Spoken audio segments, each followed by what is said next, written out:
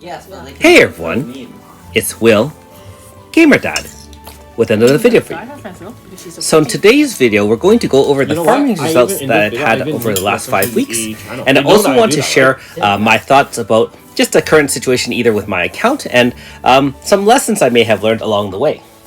I also wanted to kind of give you an idea of what I'm farming as well, so you can make your own decisions and hoping to kind of build your account as we continue waiting to catch up to Japan. Now, if you haven't already, make sure you like and subscribe to my channel. I really appreciate it. I also do have a Patreon account for those who want to support me this way. So again, I know that many of you ask, hey Will, should I target a certain dungeon to get higher drops of certain treatises, codexes, or opuses? And to answer the question, no, it is pure RNG. Make sure you use all your red-green keys. Remember that opuses only drop from red keys from very hard dungeons, so keep that in mind when tempering your expectations and getting those opuses. They are extremely difficult to come by unless you run into multiple sensationalists either through the cape or through perfect runs. Now, as to what I've been up to for the last 5 weeks and my strategy moving forward, you can see in the beginning here, I had just made a milestone for Shadow for Helena. And if you're wondering why I was doing Helena, I was actually farming for the VC Grasta for Eva. However, I had to give it up. I actually have not even gotten 10 tomes of that. Since this video was released, of course, Kirio's Dungeon has been released. And so I've been constantly farming on Kirio's Light in order to try to get him as high as possible. And, let me know in your comments below what Shadow or Light are you farming, or if you're farming certain tomes or treatises or VC Grasta. As for my overall results, I am still, of course, looking to get a couple more codexes and treatises as well as opuses. I am still looking to farm out the last transporter for AS Kikyo, one more Cthulhu for ES Negi, and of course as many opuses as possible since they have not dropped very frequently for me. Now, as to the thoughts I wanted to share with you in the lessons I've learned recently, obviously, for those who've been following the channel, you've seen my rise and fall of greatness from having a boatload of stones, 30,000 to be exact, to being practically broke at this point in the game. And so, last time we did this video, is about a month ago actually, I was just reeling from getting Eva but being depleted almost to the point of non-existence. And here we are again with Flam Lapis and being in the same situation. Now, I will say that thank you all for your kind words and encouragement. Those couple of days were a little bit tough, and it was very nice to read your thoughts and sharing the pain in some cases. But regardless, I am happy for each and all of you who hit it big or during the gacha. As I reflected in the last few days, obviously one thing I keep on coming back to is, why should I have been so upset over just a game? It is a free game. I should, as a free-to-play player, not expect to have each and every unit out there, and especially not every possible updated crazy unit as power creep comes through. And I was also reflecting as, hey, before I used to have so-called budgeting, what happened in these last two banners?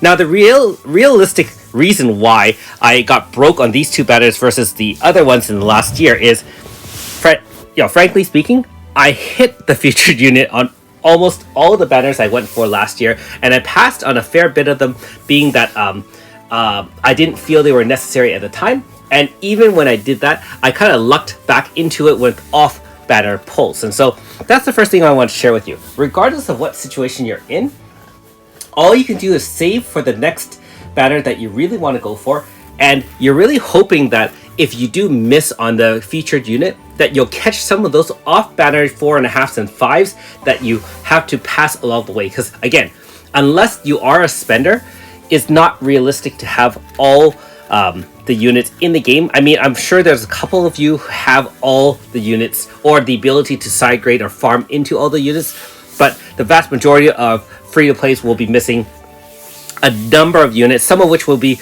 really powerful meta units, right? For example, I know that some of you did miss on Pisaka, for example, some of you didn't get Eva, and really, unless you had access to things like Starters, which is coming up sometime this week actually, you will be able to obviously use paid money to get back those units you missed.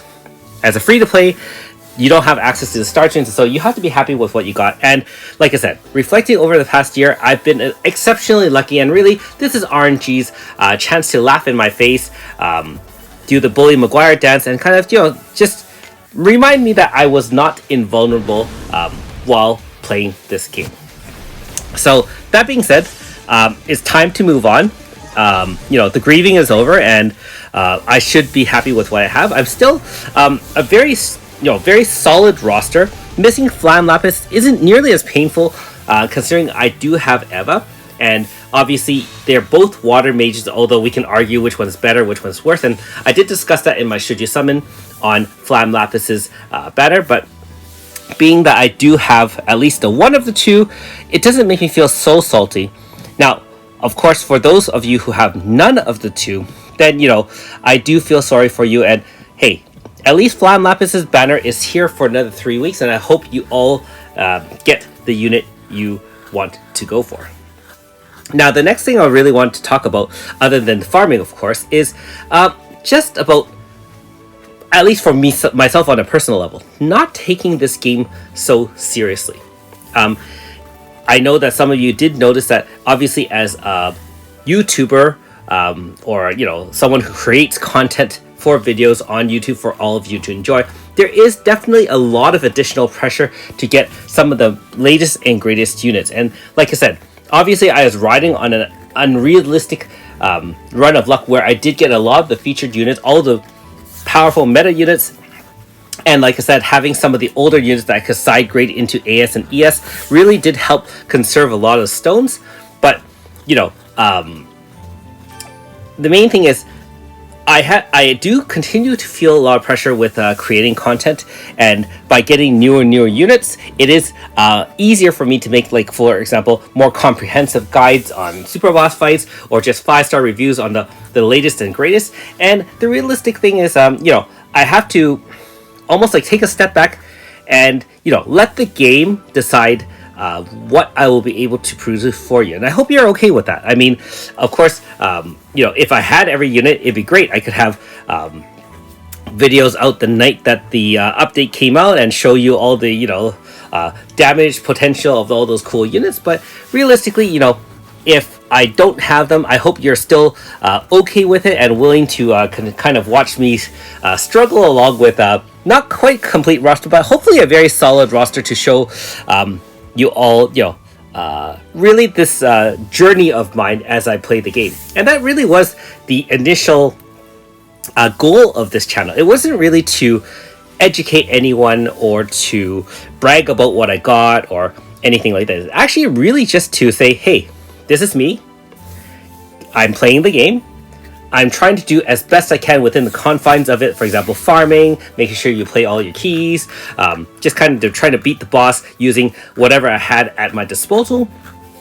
And I've come a fairly long way, as most of you have, who have started either through the beginning and continue watch the growth of this channel from the very beginning, or even some of the more recent subscribers or followers of mine that kind of just jumped into the game, but still learning as you go, right? And that's really the goal of both this game and the channel as I play through it. And so I myself keep on telling myself in the future, really to treat this game more of a lighthearted hobby, not so much to take seriously where I live and die by every banner. Because let's be honest, if we keep on doing that and hoping for massive amounts of the luck in getting all the featured units, it just sets you up for a massive disappointment. And so I'm going to try really hard to stay optimistic in future banners, and I do apologize for being really salty in the last 2 banners as I was pulling for them. All right, so hopefully that was enough lecturing from GamerDad for this video. Just want to just go back to the farming and what I'm doing here. So you can clearly see I hit the 30 mark for Curio's Light, which is really good. I think that he, as a free unit, and having the ability now as a 5-star after Chapter 5 and having the access to another zone, he might not be as powerful as some of the other gadget units and some of the other alternate units out there. But just like A.S. Clark, which was also featured in a previous Mythos thing, I really do think that Kiryu has a high potential to be used as a mainstay in a lot of different team comps. Now, I haven't actually tested him out yet. I'm still kind of getting through and doing other real life stuff, but I do think he is definitely worthwhile to grind out for light. Obviously, if you're relatively new to the game, I would still say Aldo is number 1 by far. And I mean, people can still disagree with that, but being that WFS still wants to promote him to be used regularly. You can see that now he has the Ogre Rancorum Light personal weapon, and he already has his personal Grasta. I mean, they're still trying to buff him to make him very viable and relevant in today's meta. And if you've seen some of my earlier fights, even up to now, we can still use Aldo in a slash zone using slash zone Grasta or other slash zone units. You can use free team, you can use other team. We have all the tools we need to continue using Aldo into the future. And so I would highly recommend him being our first goal to farm. Now, arguably, if you have a lot of light units and you're trying to hit milestones for Guerrilla where you need anywhere from 120, 240, or 360 light and shadow, then if you need a lot of shadow instead of light, then A.S. Clark would be my go-to for the time being. And again, there are many arguments as to why you want to do him over others. Garyu actually just got a True Manifest released in Japan, and so he is another one that I'm actually working on right now, being that I actually have a 255 Clark, a 255 Aldo, and a 255 Strawboy.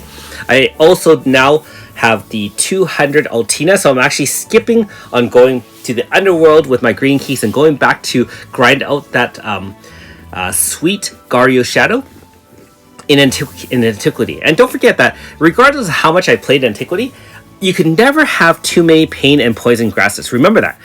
You can never have enough Pain and Poison Grassa, and not to mention, for those who are newer to the game and kind of skipped over that, the debuff proficiency Grasta is there, and in some of the more difficult fights you see where the boss is continually debuffing you, I seem to need to dust those off of my inventory and equip them on my character. So certainly the Antiquity Guerrilla does have a lot of benefits if you didn't spend too much time on there. And I know some people would say, oh, you can go to Future Guerrilla, get kind of your other Grasta. And I do think that Future as well as Underworld is really important. You do need the Last Stand, Rose with Thorns, you need the Bullseye, all those crazy Grasta that you see ores-wise from the Future and Underworld needs to be gotten as well. But do not discount the fact that you do need some of the older Grasta and heaps of them as well. Alright, so in my final bit here, you can see I got some more transporters and another Pluma Diana treatise. Thanks for watching. We'll see you next time.